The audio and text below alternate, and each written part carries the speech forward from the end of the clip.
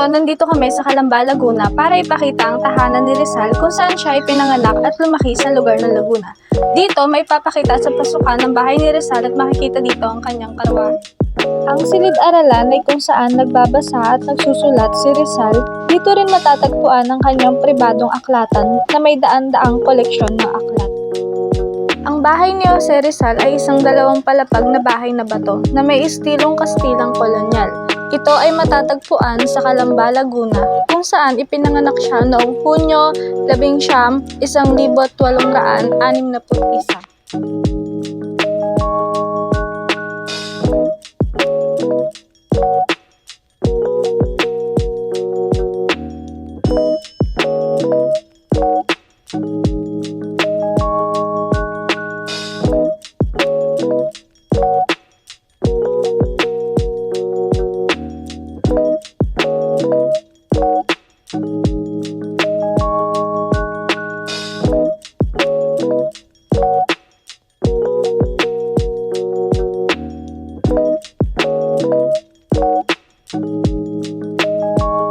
Ang ibabang bahagi ng bahay ay gawa sa batong adobe at ladrilyo, samantalang ang itaas na bahagi ay gawa sa matigas na kahoy.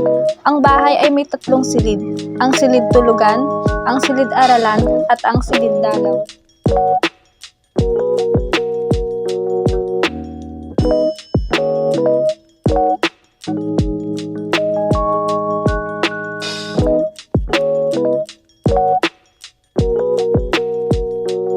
Ang silid-tulugan ay kung saan natutulog ang pamilya ni Rizal. Dito rin natuto si Rizal ng dasal at alpabeto mula sa kanyang ina.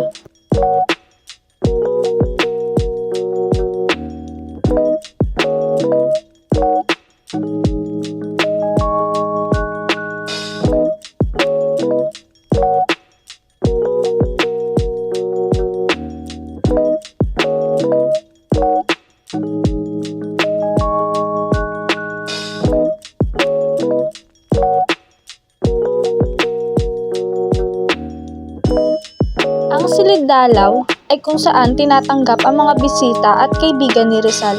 Dito rin nagkukwentuhan sila tungkol sa mga balita at pangyayari sa bansa at sa ibang lugar.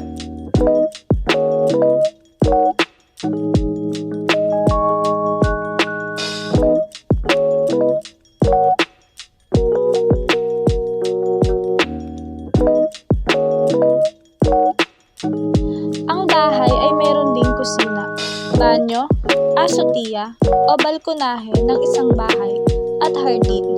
Sa kusina, nagluluto ang mga katulong at nag-iimbak ng mga pagkain.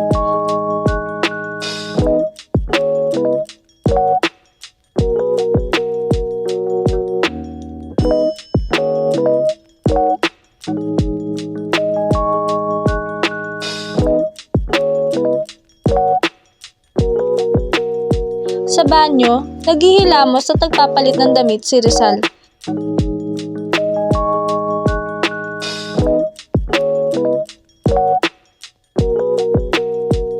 Sa azotea, naglalaro si Rizal kasama ang kanyang mga kapatid at nagmamasid sa mga bituin.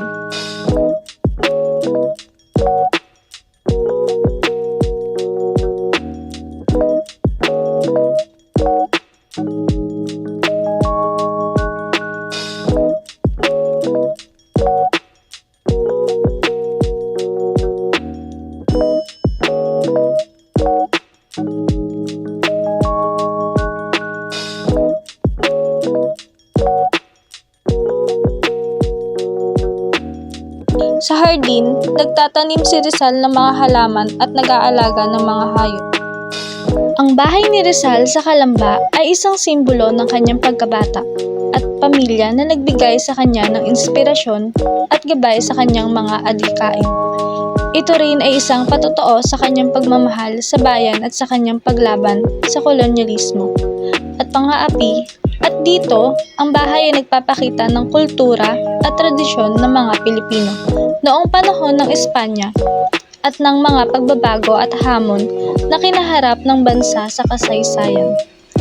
Ang bahay ay isa sa mga pinakatanyag na pook pasyalan sa pambansang identidad at pamana.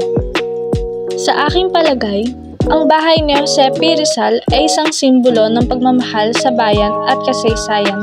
Ito ay isang lugar ng diwa at alaala ng isang napakahalagang bahagi ng kasaysayan ng Pilipinas. Ang pagpapahalaga sa bahay ni Jose Rizal ay nagpapakita ng ating pagkilala sa kanyang mga ambag sa ating bayan. Bilang isang bayani at dakilang Pilipino, si Rizal ay isang halimbawa ng pagsusumikap at pagmamahal sa bansa. Ang kanyang pagsusulat at pakikibaka para sa kalayaan at katarungan ay nagbibigay inspirasyon sa maraming Pilipino na labanan ng kolonyalismo at magtaguyod ng pagbabago. Sa ganitong paraan, ang pag-aalaga sa bahay ni Jose Rizal ay nagpapakita ng patuloy na pagmamahal ng mga Pilipino sa kanilang bayan at kasaysayan. Ito ay isang paalala na ang ating mga pamanang kultural at kasaysayan ay may halaga at dapat pangalagaan upang maipasa ito sa mga susunod na henerasyon ng mga Pilipino.